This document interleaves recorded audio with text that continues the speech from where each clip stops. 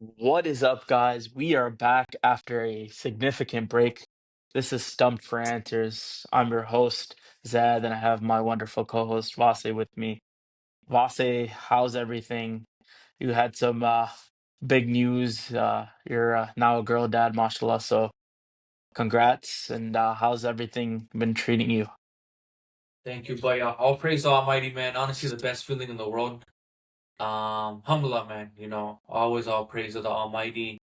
And the first outfit she put on when she was born was the PCB shirt, the Pakistan cricket jersey shirt. So, Respect, yeah, man. man. Respect. I respect that, but let's deliver, Paya. It's Uh, been, I think the it, last time we had a pod was in September. Yeah, last time we Wait, had a pod was the Asia Cup, and that was before the first India-Pakistan match. And then I went to Europe, and I've been traveling, and you've been busy, and we just had so much going on that we couldn't get on. But now we're going towards the T20 World Cup, so we definitely want to pump a lot more content for everybody. So just a quick recap of what happened since we last recorded. Pakistan lost to India three times in the Asia Cup.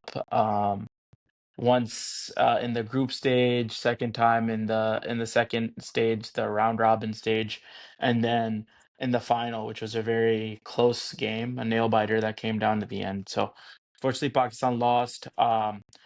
Australia ended the Bazball era in the Ashes with a dominant performance over England, and England were clueless in Australia. So that was fun to see Australia showing their dominance over England, where England says that they're playing advanced cricket, the new era.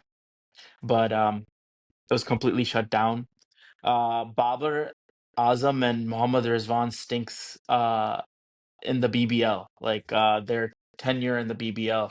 I think Rizwan played for the first time in the BBL and Babar Azam as well, and let's just say it didn't go very well. I know we were watching very closely because there's a couple Pakistanis playing and they got the whole season to play with, and that was quite a stinker by both of those guys. Honestly, shout out to Mohammad Rizwan's agent. We need to hire that guy as our maybe promoter for Stumped for Answers, because how did that guy get a contract in the BBL, right? bro, the So thing is, can I just add one thing, yeah, Zid? go ahead. Is Muhammad Rizvan's PR team is on par with the great Chicago Bull, Mr. Derrick Rose. They're Derrick Rose had one good season. I'm just kidding, but shout out D Rose. But yeah, man, it was absolutely disgusting. To be honest, watching them play, and you know me, I'm a big King guy. And I watched every single match. I'd stay up, all night just to watch him bat. And I mean, thankfully for mine, I didn't have to watch long because majority of the time, honestly, soon he got out in the first over. But I think it exposed the players. And I think it was much needed, to be Yeah, honest, because I'm pretty sure I'm now they've gotten humbled. I mean, they forced Muhammad Rizwan to retire hurt in one of the matches because his strike rate was too low.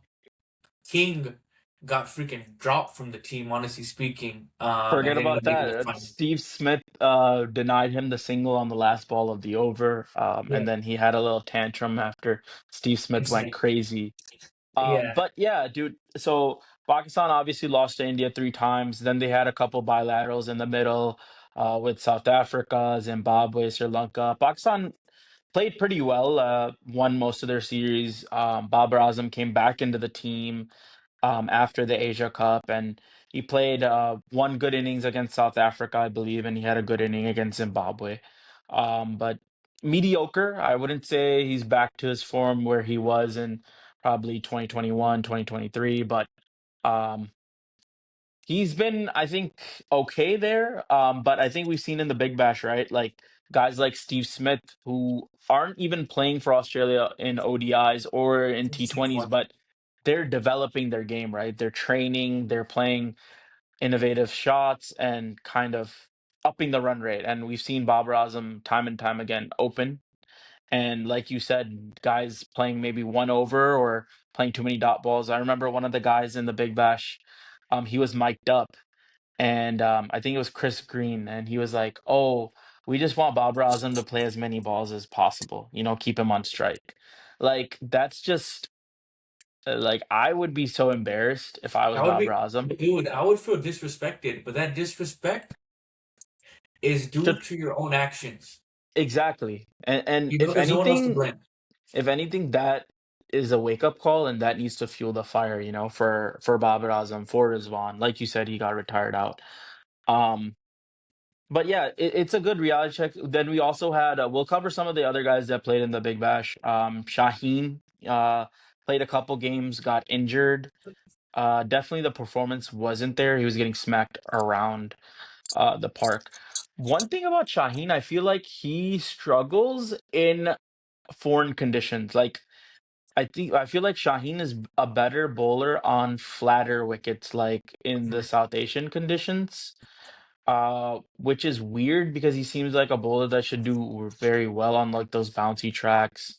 Um, and then polar opposites, we have our boy Haris Rof, who's like the best bowler he was the top wicket taker in Big Bash. He had 20 wickets. And you've seen that he does very well in the bouncy conditions and he struggles in South Asian conditions. So anything you want to say about Shaheen and then the exclusion of Haris Rof in the squad after I we've seen think, that yeah, I mean, okay, look, one. Zed, okay, so they asked this question to Mike Hessen, Salman Ali Agha, Akib Javed, just I think 24 hours ago. They asked them, Haris Rauf took 20 wickets, leading wicket taker in the BBL. Why is he not on the team? Their answer was quite simple. It's about the conditions, right? So as you know, BBL takes place in Australia. It suits his style. Unfortunately, in his home condition in South Asia, he gets smacked all over the place. And I kind of respect them for actually taking into account now what the conditions are at the venues that you're going to play in. You know, Sri Lanka is spin friendly, and you need top class spinners there, and you can't play that many seam bowlers. And one of the Pakistani reporters said, Akib Javed, by back in the 90s, it didn't matter about what the conditions were. We'd always go with three fast bowlers no matter what. And then Akib Javed said, yeah, but it's 2026 now. Times do change.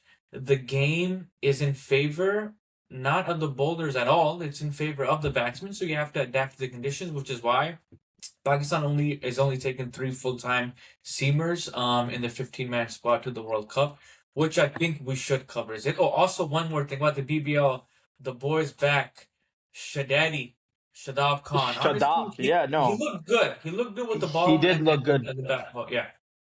Yeah, no, I like how you brought up the conditions, and I watched that whole PCB interview as well, like that press conference they had with Mike Hessen, Akib Javed, and Salman Ali Agha.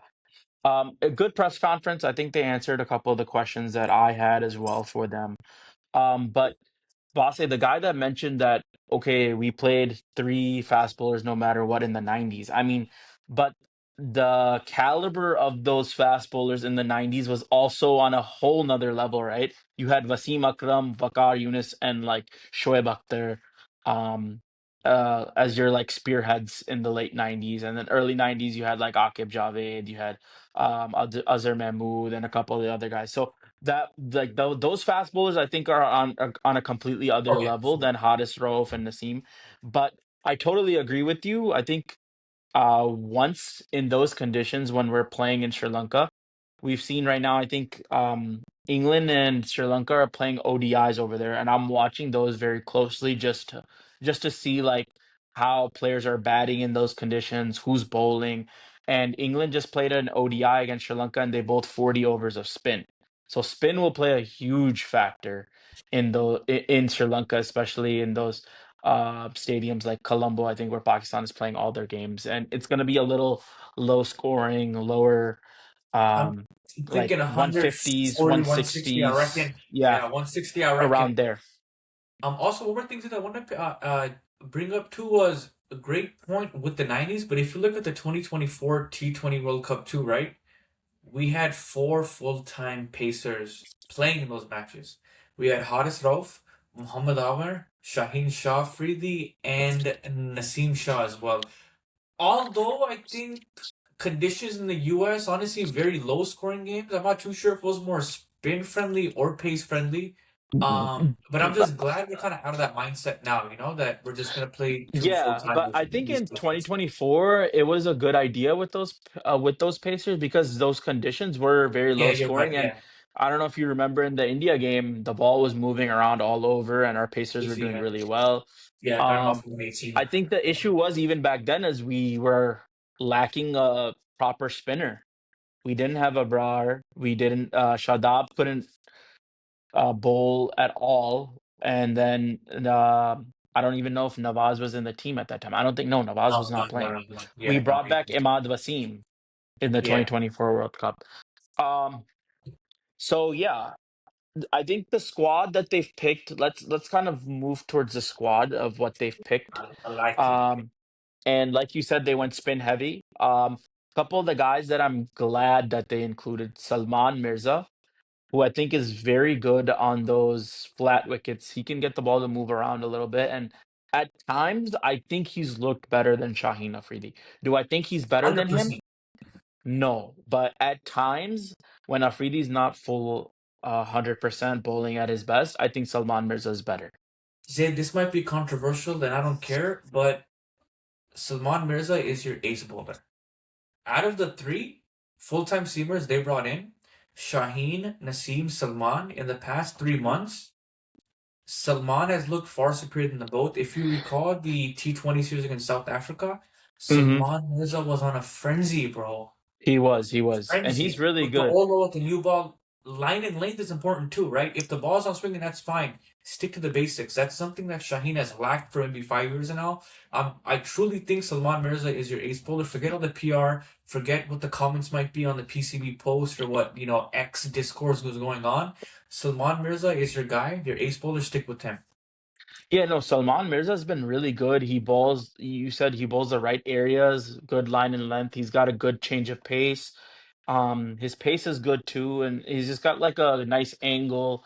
The only thing is like I don't think they can play either both Shaheen and Salman Mirza. They're both left arm seamers, so it's kind of like the same.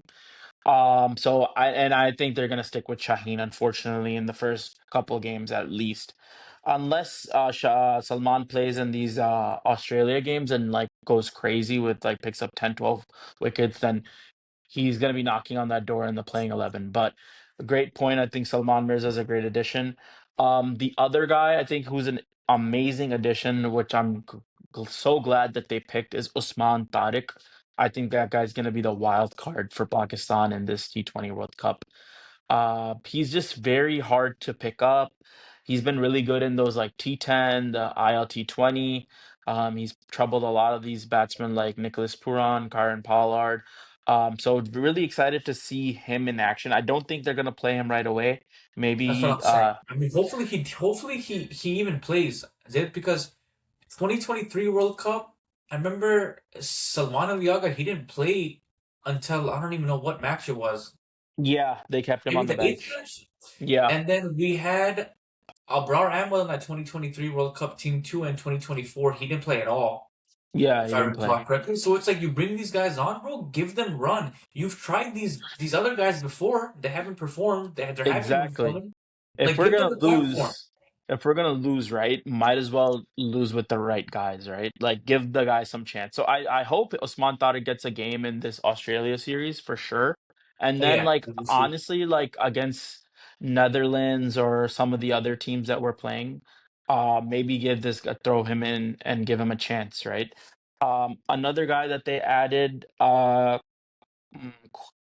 Mohammad Nafi as the backup wicketkeeper. I think you've been pretty high on him, so if you want to explain like why you think it's a good idea that they've included him. I think for two reasons. First reason is he is a wicket keeper. The only other options we did have were Muhammad Haris, Muhammad Rizwan, and also Usman Khan. I feel like out of those four, he has a higher IQ of the game compared to Muhammad Haris, and I feel like he can strike at a higher rate than both Rizwan and Usman Khan. And he brings that depth in the middle overs, meaning that you can plug him in over 15, over 16, over 17, whatever. With Wittgenstein, he can go in and hit. In the game against Sri Lanka, he had 26 off 15, healthy strike rate of 158, I reckon. In contrast, if you look at Usman Khan in those two matches he did play against Sri Lanka, had like 2 runs and maybe like 6 runs, and then his strike rate was also with those runs. I was didn't score any runs. On top of that, strike rate was under 100 as well. So I feel like he is the option that Pakistan needed as a wicketkeeper because he can bat in the middle overs with a healthy strike rate. So I think we should opt for him.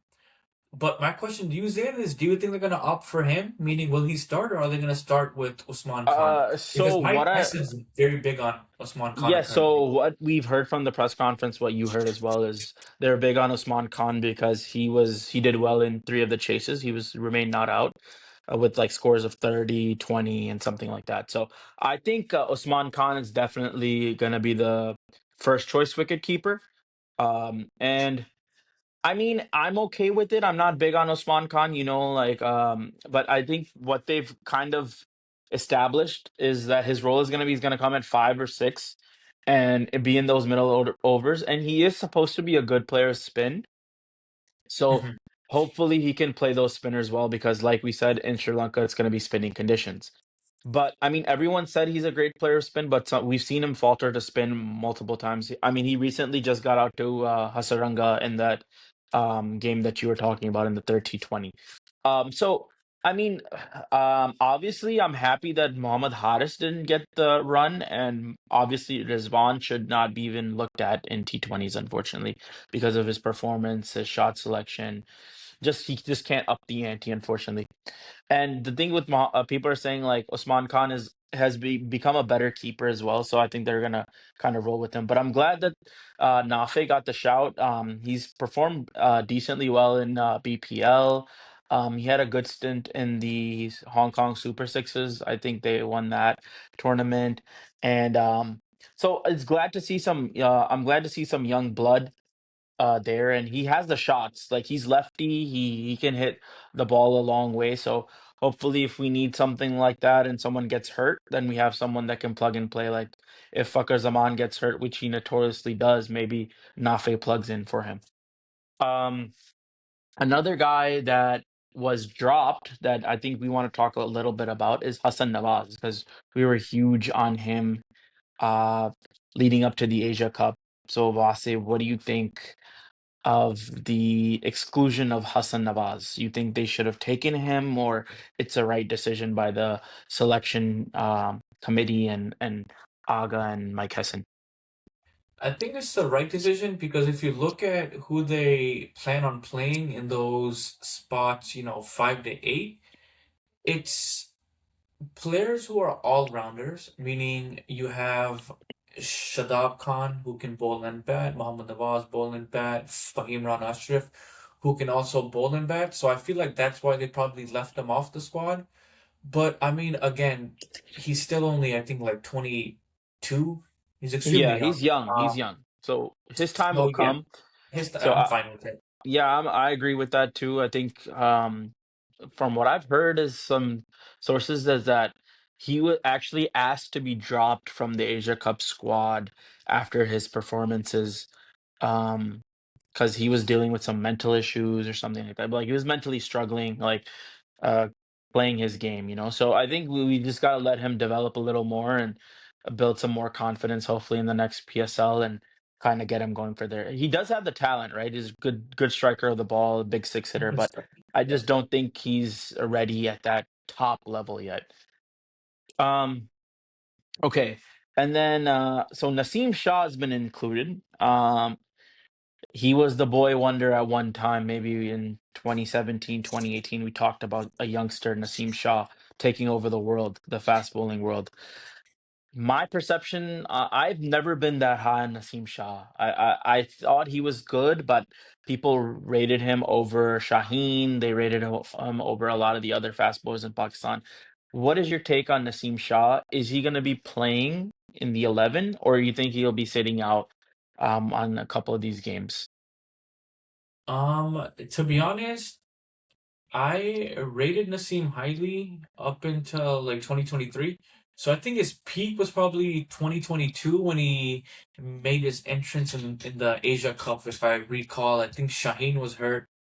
Naseem came in, took a few wickets in the power play against India. I clearly remember Yeah, that. It yeah. was Nicholas Boswell, whatever. I was like, oh, he's it, he's him. Then unfortunately he got hurt as well. So I feel like ever since he came back from injury, it's one thing if you're being injured, you're gonna rehab, come back. But it's another thing when you come back unfit and you remain unfit.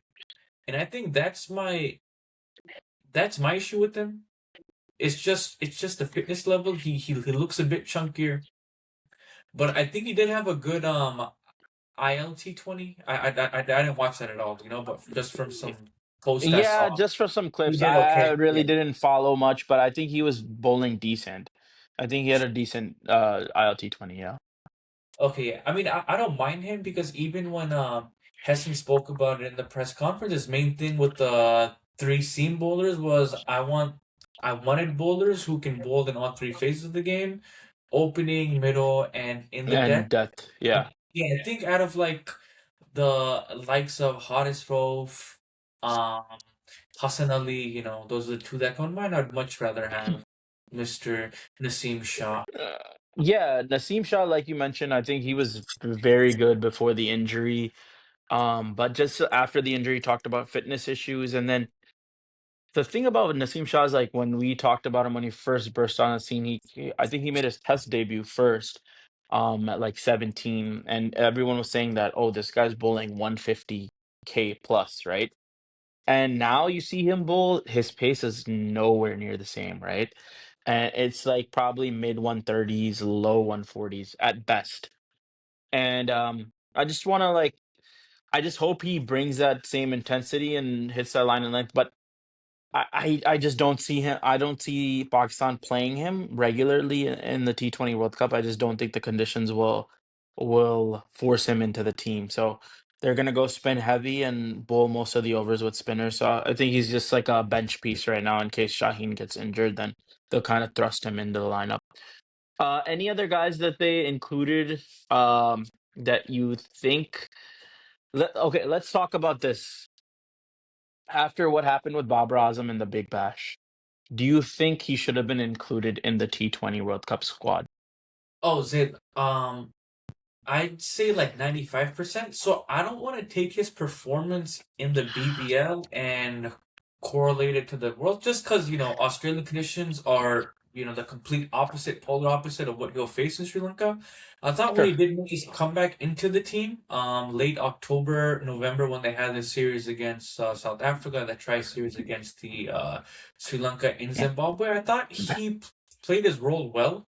Okay. Yeah. Um, and I think one thing we did lack in the Asia Cup was we did need at least one batsman who can stay out there for an extended period of time. Unfortunately, what happened in those India matches was once one wicket fell, they started to fly like sorry, the wickets started to fall like flies. Yeah. And I think that's why they included him on the squad. But I just hope that he knows his role, which Hessen was saying that he knows his role now. Yeah, So I'm fine with him there with the experience. Yeah. And Hessen was clear that Babar's not going to open. So, Oh yeah, yeah, which yeah. was We don't. good, Yeah, which was yeah, good because he yeah. said that in the 100%. Big Bash, Babar was opening, and Hessen kind of said that we know Babar can't utilize the power play indirectly, Yeah, which is um, true. Yeah. which is true. But the problem is, right? Okay, Babar Azam is in, he's an anchor or whatever. He's going to bat at number three. The problem is that we have Salman Ali Aga, right? And we saw in that Sri Lanka series, came in at number three, and Salman Ali Aga in that third T20 came in at number three and had 49 off 12 balls. Like probably the best T20 innings Salman Ali Aga's ever played. And we saw, I saw a side of him that I haven't really seen before. Guy was literally walked in and started attacking from ball one, and I haven't even seen him play some of those shots. He moved around the crease, he flicked it over the leg side, he did a couple scoops. So that was really nice to see. And in the press conference, someone said, "Was that Salman Ali Aga that was batting, or was that AB de Villiers?" Yeah. You so the thing is that I'm concerned about is if Babar Azam bats at three, right? Salman Ali Aga is going to sacrifice his own spot and come in at number four, which I think diminishes his batting value in the team, right? If he comes in at number four when the field moves back and the spinners are on, I feel like he's less likely to make an impact. I think Salman Ali Aga's bats better against pace than he does against spin, like in T20s at least, because you have the pace on, you can it's easier to clear boundaries, with more pace. So what do you think is Babur gonna bat at three? Is he gonna bat at four? Or is there some games where maybe Pakistan is chasing 220? Is Babur Azam gonna bat at six or seven? So how is that gonna work out? So, I mean, if you watched the press conference as well, they asked Aga this question. He said, aside from the openers, it's all situational. So, in my opinion, if we do lose early wickets, say one of the openers is out in the second, third over, I think Salman Aliaga should come then because he can utilize the power play, right? I think that's perks enough. If we're chasing a score of maybe 140 to 150, I would have Salman come at four and let King, he can come one Oh down yeah, then he's because the master of the low scoring chase, the 130s, the that's what I'm saying. Like at 140s. 130 to 140s, I would let him come one down and just, and he can Yeah, control the because if innings. it's a 130 score, he can score 50 off of 44 deliveries, and people are gonna say, "Yeah, King ne kya inning kheli hai? Anchor Just hai." true. Yeah, that's the thing. Yeah, That's what I'm saying. come But on, yeah. anything with I the mean, no, I that know pisses me I may off. not agree with it. I might, but that's literally why the coaches have him on the team. If this was high scoring grounds where where it was maybe 180 plus, there's no way in hell Mike Hessen would have him on the team, at least in my opinion. Mike Hessen said himself, in Sri Lanka the conditions are 130 to 150, 160 ish, so he can come in. If he comes in at 3 or 4, I'm fine with that. But he cannot be the dot ball king he is, bro. He needs to rotate At strike. least So rotate the strike, at man. least Please. because Hessen's like his job is literally gonna be rotate the strike and whoever's hot, whoever's gonna hit, give them strike to hit. That's a good little 1-2 balance going on. Say, okay, a lot of people on the podcast are gonna say, "Man, Zad, you're a Babar Azam hater." Oh, I'm not a hater. I just want to be a realist here. Play for the team, right? Man, if Babar Azam comes in at three and scores a 30 runs in 15 balls, I will say, man, Babar Azam, that was a great innings. You helped us win the match. If he comes in at three and scores 30 runs off 27 balls, I'm gonna say, man, Babar Azam, you kind of costed us that match because if we're chasing 180, 190, that innings is unacceptable in T20 cricket, especially now in 2026, right? We've seen like some of the guys that come lower down the order. It's just about cameos, right? The guy plays Fahim Ashraf. Why I feel like he will play the games is because he comes in late, maybe in the second last over. He'll face six balls and score 18 or 19 runs. That could be a match winning 18-19, right? So like that's all I want Babar Azam to do. Like put aside the numbers, put aside the average. Play for the team. If the team requires you, okay, I understand If the team requires it, then yeah, yeah. a gritty chase. Okay, do run a ball. That's fine. But if we need to score runs, please play some attacking shots. There was a net session of Steve Smith for the Sydney Sixers, and then so you saw Steve Smith like moving all the way across and hitting sixes on the leg side, and then they showed a clip of Babar Azam practicing. This guy's practicing cover drives, bro. In T20s, this is not what we need. No one wants to see your cover drive in T20s. Hit the ball over the top. Try a scoop shot. Try this. I saw a couple clips today. He's trying a reverse sweep and a He sweep like you, shot. right? He like you that or no, huh? It's He's bro, back. his PR team is crazy, and honestly, I'm not gonna lie. Some of the Jahil people on Twitter are crazy. They're saying like, "Oh, look at these stats. Ye dekh lo, wo dekh lo." He scored Bro, but 21 runs off of he's Shaheen Shaheen Shah Shah Afridi Afridi. today.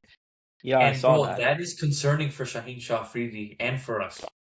The fact that I King think is just he's Shaheen going Shah straight to the probably took a river. little money under the table, like, "Yo, make me look good on X." Yeah, honestly, man. So, Oh, also, Zig, if you don't yeah, mind go me ahead. asking you a question, who's your playing 11? Yeah, so interesting playing 11. I'm the unconventional type of guy, right? And I want Pakistan to win. I don't care about fame. I don't care about numbers. I want to put out the best playing 11 for Pakistan. So obviously, Saibzada Farhan is my opener, and he won't be keeping because I did look at some numbers and a couple of I was talking with my cousin actually, Asmer, and he was telling me that his Saibzada Farhan's average and strike rate decrease or something like that when he's keeping. So, and Mike Hessen also said that he's at a higher risk of injury if he's keeping. So we don't want him to get injured. So I'd have Saibzada Farhan open. Saim Ayub as his opening partner. At number three, Salman Ali Agha, my captain. At number four, Shadab Khan. At number five, Fakhr Zaman. At number six, I'm going with Usman Khan as the wicket keeper, the first choice. At number seven, I'm going with Mohammad Nawaz. Number eight, Fahim Rana Ashraf. At nine, Shaheen Shah Afridi as your primary pacer, with Fahim Ashraf as a bowling all-rounder if needed for a pace. 10, Abrar Ahmed, and 11, Usman Tariq. That is my playing 11, and I think this will be probably. I don't think this is going to be the playing 11 that Pakistan are going to put out, but this would be the playing 11 that I think would be the most successful for Pakistan. I would have Salman Mirza in there instead of maybe Fahim, depending on what team we're playing and on the conditions. Only issue I have with Salman Mirza is he's a horrible fielder. I don't know if you've ever seen him I field haven't. before, but Okay. guys, you have to hide him somewhere. Um, so that is a team that I have that I picked, and notable exclusion that I have is Babar Azam. Unfortunately, I don't think he just doesn't make my 11. Vasa, I'll kick it off to you, and let's see what differences we have.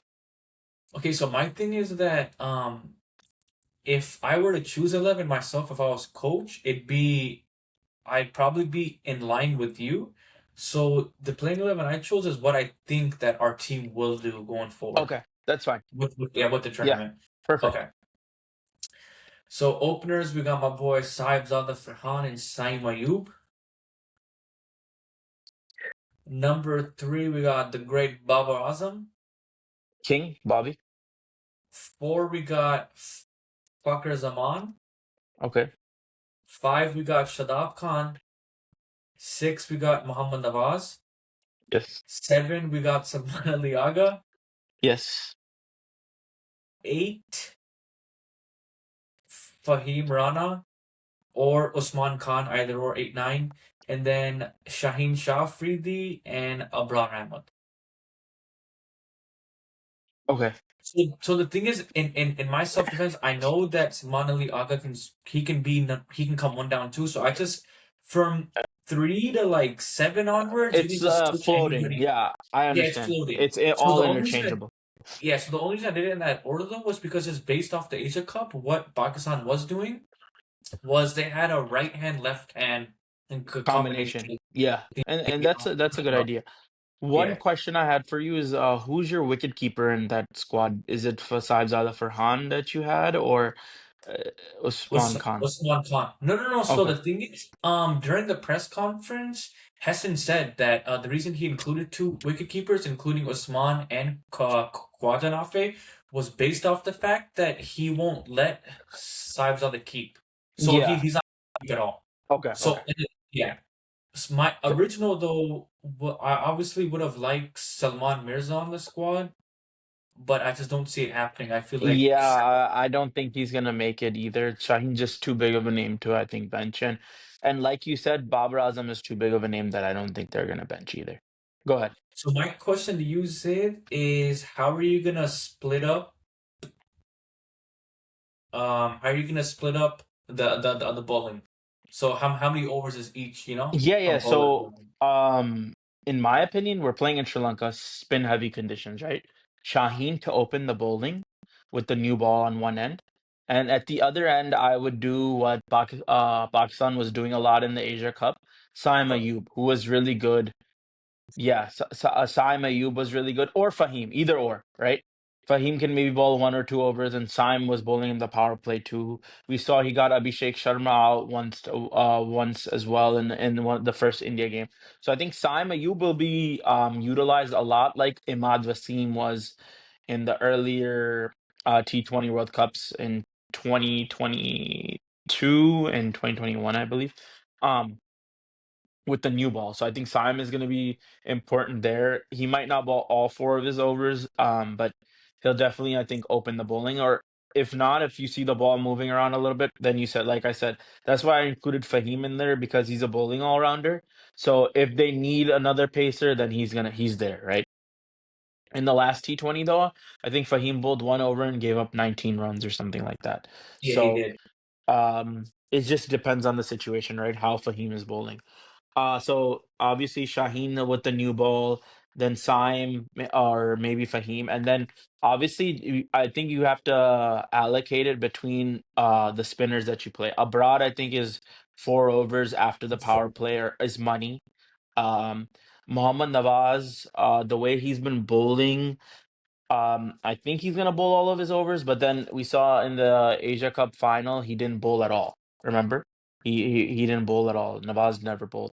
And then Shadab, I feel like is a hit or miss, right? It's either he's bowling really well or he's bowling horrible. But that's why you have so much spin depth in this team that say if Shadab's not bowling well, he doesn't have to bowl all 4 of his overs, right? You have Abrar, you have Nawaz, you have Saim Ayub, so they can cover up the slack. And if we go with the 11 that I thought of, maybe you have Usman Tariq too, so maybe Shadab doesn't have to bat at all, maybe a bowl at all. Maybe they're gonna play him as a batting all-rounder type.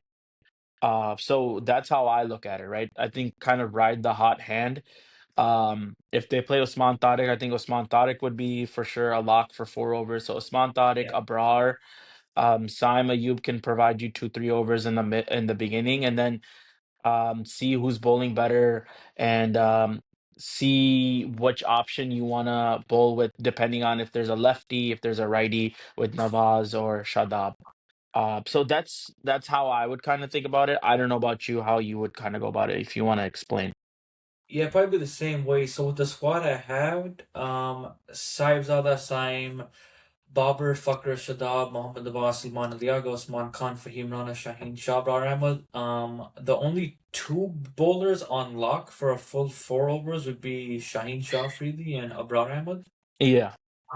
Then the other bowlers we have, I'd give Fahim Rana 2 overs.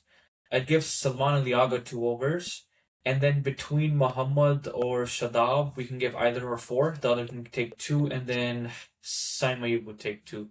So I just Okay. think you just laid the hot hand. But I think Salman should for sure bowl because I think he's I won't say he's a world class bowler, but he's, But yeah, he's above decent. average. If there's a couple Yeah, lefties playing, especially like against India, Tilak Verma was one of the guys that was definitely giving Pakistan a lot of issues, and Salman Aliaga is that off break bowler that you have an option that he can bring himself in. So I think they've done props to Pakistan. I'll give them credit. I think they did a good job in picking good spin depth for for this sure. tournament. Yeah. So I think they picked the right guys. I know Sufyan Mukim was one of the other guys that we were talking about before, but I just don't think he's ready enough He's not yet. out there. It's fine. He's still young. He's like Yeah, he's still young. 21. He's gonna get chances in the future. I think this. Yeah. My question to you though is this the best squad that Pakistan could have put out to win this tournament? Yeah, I think when you factor in experience, which I think is important too, you do have that experience factor with some players who have played in previous World Cup. Shadab, Babar, Fakr, Shaheen probably have the most experience. So yeah, I think honestly, I think it's a fine team. I think with the talent pool they have, factoring in the experience, I think this was probably the best 15. Um, Okay, so that we I have. just wanna so the last T20 World Cup we had, there's been a couple changes to the squad, right? Muhammad Amir was there in 2024, Imad Wasim was there, Azam Khan was there. Who else am I missing? Muhammad Rizwan was there. Um, what are the other guys that were there that I'm missing? Haris Rauf. I think these are the main guys that are not going to be there, and these are all guys that have a lot of experience. So, do you think Pakistan is gonna have some issues in maybe crunch time games or like just lacking that overall experience since they're taking a relatively younger team compared to tournaments in the past. You know, like a lot of times when there's a big tournament happening, Pakistan would always recall like the experienced guys. Like Hafiz would be out of the team for a long time and they would bring him back for a major tournament. Or Shoaib Malik would be out for a long time and somehow he would make a return when there's a big tournament. So do you think Pakistan is as a team is going to struggle mentally in some of these games just like in certain situations? No. Honestly, I don't think so because you do have maybe like five or six players who do have that experience in World Cup. So again, I think factoring in the experience factor along with the talent itself, it's a very good mix in my opinion. And I'm glad we didn't do what we do in previous years where you have somebody who hasn't been in the team for maybe 6 months, a year, 2 years, and just insert them into the roster just based off experience. Because to be honest, it didn't work that well, in the past. It So I do didn't. We like this saw what approach. happened. We saw what happened with Mohammad Amir and Imad Wasim last Not time, missing, and yeah. then yeah. So yeah, overall, I think a pretty good squad. It's been a pretty. I think there was no surprises in the squad. I think one guy that I didn't think that was gonna be make it was Nafe because he kind of just like came out of the blue. But he's been on everyone's radar, but like they've included him, which I like. Osman Tadic as well. I think he was a little bit of a wild card inclusion, which is nice. But I think this is the same team that they've been playing for almost since after the Asia Cup, the South Africa series, the Sri Lanka Zimbabwe tri series. So no surprises there. Um, it's going to be interesting to see the games happening in Sri Lanka. I think so. We have a three-match series coming up with Australia, starting on Thursday, I believe. So, what do you think should be the goal in this series? Should they kind of do it like World Cup prep, like play your best 11 and see how everyone is matching up against Australia and kind of take it from there? Or do you think they should kind of trial some of the guys like Nafe, Asman Tariq, in this series? Yeah, honestly, I think they should do a trial. Maybe for the first one, have the playing 11 that the coaches set on for the World Cup, and then after, just plug in a few players and see how they perform, i.e., Kwazanafi, and that Usman Khan. I think that wicketkeeping position should be up for grabs, and I think Hessen should maybe even play the both of them because in the series against Sri Lanka in that last T20, he played them both and Yeah, he he did. had Kwazanafe keep. So I think that should be that this little three-match series should dictate who the wicket keeper is. And honestly, I would love to see a healthy, friendly competition between Shaheen and Salman as well. Yeah, no, definitely. I think Salman Mirza should definitely get a couple games. Because I think he can definitely trouble some of the Australia's top order, like Mitch Marsh and their big guns at the top. And then obviously we want to see Shaheen pumped, firing on all cylinders. Good, you made a great point with the wicket keepers. I think that spot should be for grabs, right? If Usman Khan is played two games and he scored 4 runs. Then in the third game, play Khwaja Nafe. And if Khwaja Nafe scores like a 50-60 in the last game, then why not kind of give Khwaja Nafe the edge? Or also, I think this series is big for Shadab, right? Australia coming, it's gonna be his comeback after that shoulder surgery that he had, and I'm very curious to see where he bats, right? Because I really think he in T20s he's a really good batsman. He has the shots, right? You've seen him in the Big Bash, you've seen him before for Pakistan bat. If in PSL he bats exclusively at 3 or 4, right? And we've seen him play some really good innings. He's got the shots. He's got the shots over the offside. He can play spin. He advances nicely. He hits over the top. So I'm very curious to see where Shadab bats. Hopefully within the top five, right? I think that's his best position Oh, for is sure. Yeah, slot him yeah. in somewhere in the I would love for him to bat at 4, Aga at 3. And I really want to see in this Australia series too where Babar Azam is going to bat and how he bats, right? Because he's going to have a lot to prove. Um, For sure. so And yeah, one of the things that is I want to add is in any sport you play, I feel like, especially in cricket and football, etc., in order to win some matches, there needs to be a hero. Meaning, someone needs to come in and just, I won't say fully take over the game, but you need to have an impact on the game. And I feel like this World Cup, you can't just, focus or rely on one or two players. It has to be that one player who rises to the occasion. And I'm just praying that these guys rise to the occasion, right? Whether it's Shadab Khan for one match scores, a quick 40 off 20. Fahim Rana 18 off 6, right? Muhammad Nawaz 40 off Mhm. 20. If Babar has one of his anchor innings and he wins the match, that's great too, right? But like, people are going to need to step up, rise to the occasion. Especially against India, you're going to need a hero performance. Oh yeah, you need to be firing Like on all someone needs to be cylinders, a hero. right? Yeah, someone needs to be a And hero there. and everyone, and you made a great point. Everyone needs to know their role, and I think Mike Hassan has told everyone that this is your role, this is how you need to play. So they just need to go out there and execute that. The guys that I'm looking at though, like specifically Saim Ayub, right? He's been given a long run now. Like probably he's been given the most free reign out of any Pakistani opener in the last maybe 15 years. He had a crazy run of maybe like 7 or 8 ducks almost in a row. Um, and they're still sticking with him. So they've shown faith in him. It's time that he pays back, he restores their faith, right? He needs to step up. He needs to be one of the leading run scorers, I think, in this entire T20 World Cup to cement his like place, like bro, that he's arrived. Saim Ayub is here and he's here to stay. And I'm confident that he's gonna do well with the ball, but we need to see him score some runs, with the bro. bat, yeah. So Yeah. my question is if he doesn't perform with the bat, let's just say in this Australia three-match series doesn't perform with the bat, and say the first World Cup match we have on February 7th, he doesn't perform. Do you take him out of the opening? Man, it's very difficult. I think he has the shots. He's a great player, but like you said, we're here to win, and if someone is not performing, we cannot keep him in the team just for his bowling, right? He needs to bat. He's an opener. So, I mean, this is where the wild cards start coming in, right? So maybe Siam drops out of the team.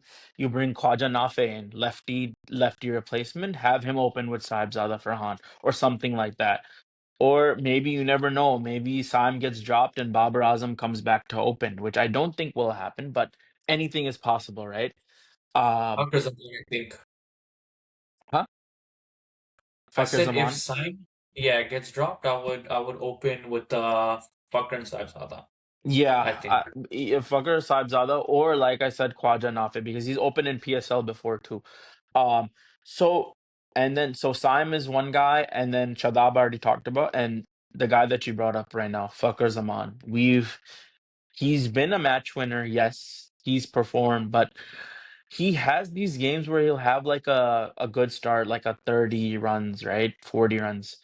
And then he'll just throw his wicket away recently. Like he's like all said, he'll hit a couple good shots and then just play a crazy bad shot or something like that. So he definitely needs to step up, and if not, this might be the last tournament for Fakir Zaman, right? He's older, and I feel like if he doesn't get that, if he doesn't have a couple statement games or at least one inning, I think this will be the last we'll see Fakir Zaman in a T20 squad. And one key word that should be in the brains of every Pakistani cricket player on the 15-man squad is situational awareness. 100%. Situational awareness. You need to be aware of where the game is, where you want to take it. We've seen time and time again, especially in the Asia Cup, well, this has been a problem for the Pakistani cricket team for probably the past 20 years, is situational awareness. If somebody drops their wicket, you need to go in there and protect it. You need to defend. Some of these idiots just go in, play a stupid shot, or I don't know what goes on in their brain, whatever they do, right? Then you see 4 or 5 wickets fall within a span of 2 overs and the match is done. Look at what happened. I believe it was the Asia Cup final. where we were off to a blistering start. I think we It, were like almost like 100 for 0 within the first yeah, 10 overs, something like that, you know? and then we Wickets got start like falling like that. 160 all out or something like that. Yeah, maybe You even made a like great 150, point. whatever. Situational awareness. Like in that same game, that Asia Cup final, Kuldeep Yadav came on, right? And he's the one bowler that Pakistani struggle against, right? So I think someone took a risk, got out against him. Salman Ali Aga. Next guy came in, first ball, freaking attacking shot, and it was Kuldeep Yadav's last ball of his spell. And I think it was Fahim Ashraf. He advanced and like tried to hit him for six when he only had one ball left. Like, dude, just block it out. You can attack the other bowlers. Exactly. You're struggling against this guy. You have a history of struggling against Kuldeep Yadav. Why are you targeting the wrong bowler, right? So situational awareness, which bowlers to target, which bowlers are your that you've continuously struggled against. Why are you targeting those bowlers? So great point, Vase.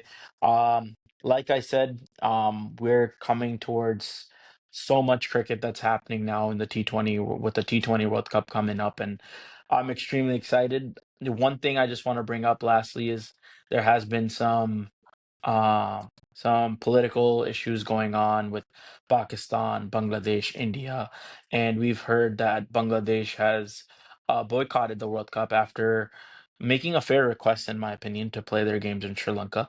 And they've been denied, and hence Scotland has been included in their place. So, any thoughts of the situation going on, and what do you think is going to happen with uh, Pakistan's uncertainty in the tournament right now?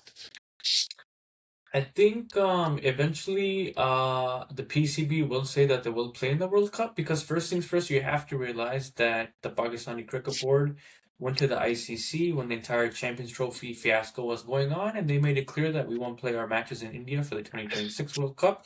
The ICC agreed. So now for Pakistan to pull out of the World Cup, to be honest, it doesn't make much sense It based off doesn't. the sheer fact that their demands have been met. Now, if they want to stand in solidarity with the Bangladesh Cricket Board, kudos to you, but I don't think that you have to. Secondly, I think the entire world is starting to recognize now the control and influence the BCCI has over the ICC and international cricket as a whole. And I think people are over it. I mean, if you go on X now, there's international cricketers, ex-players who speak out against it, saying this is extremely unfair and it's unjust. And just to give people an overview of the events that transpired for the BCB to boycott the World Cup. It started when the BCCI in India kicked out a Bangladeshi player from the IPL based off a sole incident that happened in Bangladesh from non-state actors. What that means is the government of Bangladesh had nothing to do with the attack on that one Hindu individual who's Bengali himself. You Yeah. know, we all condemn attacks like that, 100%. But what is the correlation of kicking out a Bengali player from the IPL? There's no Yeah. correlation.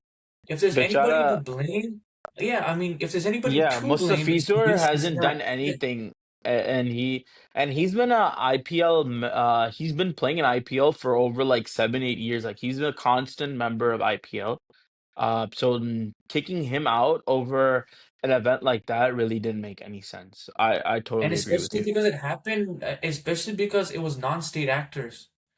I mean, Yeah. if the two countries are at war or something, then okay, fine, I understand. You know what India has done to Pakistani players in the ban since '07, but this is you're literally dragging non-state politics into cricket, you know? And I feel like the world is waking up now. I'm seeing more and more articles speaking out against the monopoly that the BCCI Yeah. has over the cricket as a whole. BCCI, it definitely has a monopoly, and I think ICC needs to do something about it. But the problem is, the ICC president right now is it's Hey, Jay Shaw, Jay Shah, yeah, and it's a the severe son of Home conflict Minister. of yeah, it's a severe conflict of interest because that guy is so pro BCCI, it's unbelievable.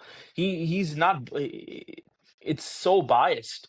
Like other teams, like other small boards have no say. He's gonna do anything that's favorable towards India, and we've seen that. I mean, Bangladesh had a uh reasonable claim to play their games in Sri Lanka, and what all they asked was to switch their group with someone in Pakistan's group because they knew that Pakistan's group was going to be playing games in Sri Lanka. So, I mean, and that could have been done. It's not that hard for ICC, which is like a billionaire, they're making billions, right? They have so much money. They can easily reorganize a couple of games and kind of make that happen for Bangladesh. And they just didn't want to do that, which is unfair and you hate to see it. But what can we do? Yeah, I All mean, I hope. honestly, it's complete horseshit, bro. It's and the people who don't speak about it, I mean, how you know what's going on? Speak up against it, you know? Like clearly they run a monopoly, you know? It's insane. And It but the really thing is. is, whenever you like dump your chest loud and proud, bro, you always come down. And I'm telling you right now, just the money, the sheer money that IPL makes, generates, whatever, the IPL will come down, in my opinion, as the premier franchise for, T20 cricket sooner or later. Oh, Because just the power that holds over the ICC, just the money factor, what comes up must come down, and bro, inshallah, bro. I'm telling you, IPL is nothing. We saw what our under 19 boys did to a couple of those IPL guys. Surya Vanshi, IPL you superstars. are nothing, brother. तुम बोल रहे हो कि हम तुम्हारे जूते बांधते हैं. You're as low as my shoe. Trust me, buddy. You are complete dog shit. You're not even 14 years old. You're about 24, and you're still playing It- in And these fucking under 19 tournaments. Have some fucking shame. And the thing is, bro, honestly, our under nine, and I kept telling my Indian friends and even some Pakistanis who are, pro IPL, pro BCCI, if you know, you know. I'm telling If you, you know, our you know. youngsters, our youngsters have more talent, and we proved it in the Emerging Asia Cup. We proved it in the under 19. These, this is like PR hype, bro. Suryavanchi's scoring, and I'm telling you, the IPL competition, in my opinion, is weak. He's scoring It is centuries in weak. the IPL. Dude, Scoring centuries in the IPL, he can't even score 5 runs against Pakistan. they have 12 teams, so the pool is diluted. Like they have like only three foreign players on or four foreign players on one roster, and when you have that many teams, there's definitely some guys that are haven't played for India before and they're playing IPL. So I think the talent is definitely diluted and it's not as good as people say it is. But they make the boundaries 50 meters. Everyone is gonna hit sixes, bro. I'm telling you all. It's like a Hong Kong Super Sixes match. Bro, and the other thing is, in the ACC Emerging Asia Cup, our PSL bench warmers, these guys don't even see the field in the PSL. They absolutely trash these IPL superstars, Yeah. bro. Like you saw Ahmad that. Daniel, yeah, all these guys. They're not even they're bench warmers on PSL. You're right. That's what I'm saying, yeah. So man, Bro, the world all order is changing, and I'm telling you, Feb 15th, bro, be ready because we're coming. man, I'm so excited for this T20 World Cup. I think we're gonna be watching the first match together at your place, inshallah. So I'm very Inshallah, by excited. December. Um, like I said, I'm always with the boys and always gonna be cheering them on. We are very excited, and we're probably gonna have another episode after this three match series against Australia. Kind of give us a better view of what the playing 11 is looking like, what the roles are looking like, and then definitely be very active on our social media and on the pods when the World Cup happens. I'm gonna be on top. We're gonna be on top of it. So, Vase, thank you so much, brother, and I appreciate it. I appreciate all our listeners, and please leave a comment on your playing 11, on what you think should be the playing 11 for the tournament with the squad that we've selected. We'd love to hear your feedback and what you guys think. So we appreciate it, and thank you very much, guys. Peace.